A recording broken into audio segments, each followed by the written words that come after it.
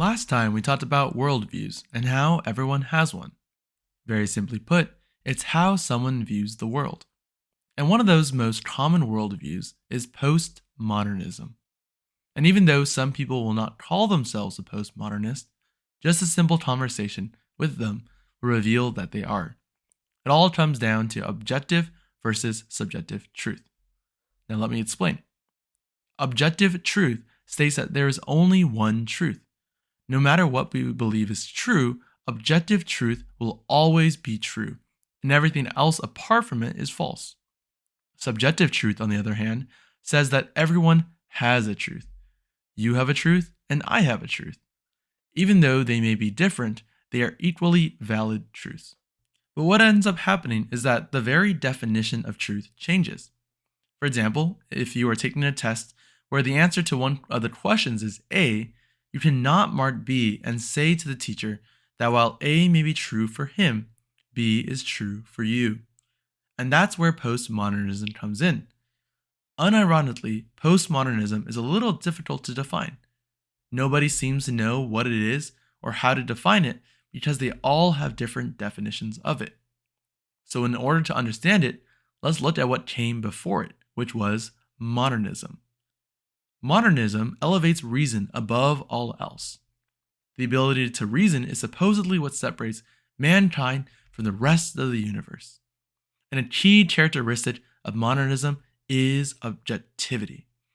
So modernism holds to an objective reality that can be discerned or understood through the use of reason. And some thought that this way of thinking is what led to horrific events like World War I, World War II, the Holocaust, the Cold War, and many others in the 20th century with over 100 million deaths. And because of that, they came up with postmodernism, which is the exact opposite of modernism. Instead of objective truth, there is subjective truth. Objectivity can no longer be known. The facts, the data, the information, and all those things that aren't truly objective at the base level. For example, let's consider an object that you view and describe to someone else. While modernism says we know things about this object because we can observe it, the postmodernist rejects objective observations as everyone can have a different concept of the object. And these concepts are influenced or taught by the way we were brought up. Therefore, truth cannot be known objectively. Even the words we use are simply assigned definitions. They don't have meaning in and of themselves other than what we give them.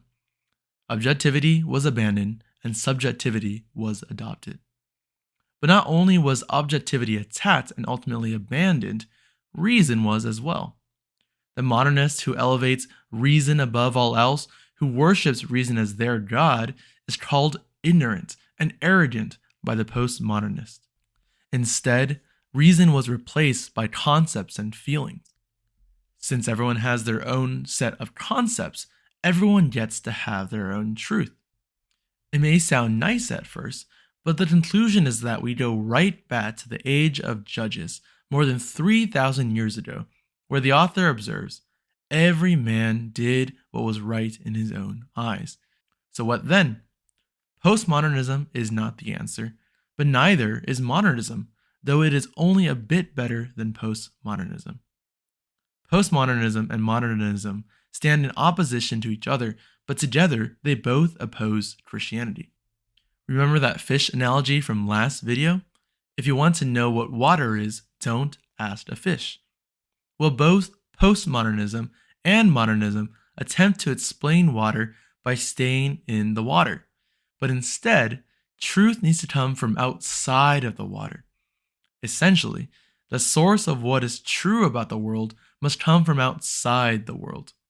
And to put it another way, the only one who can tell us about creation is the one outside of creation, the Creator himself.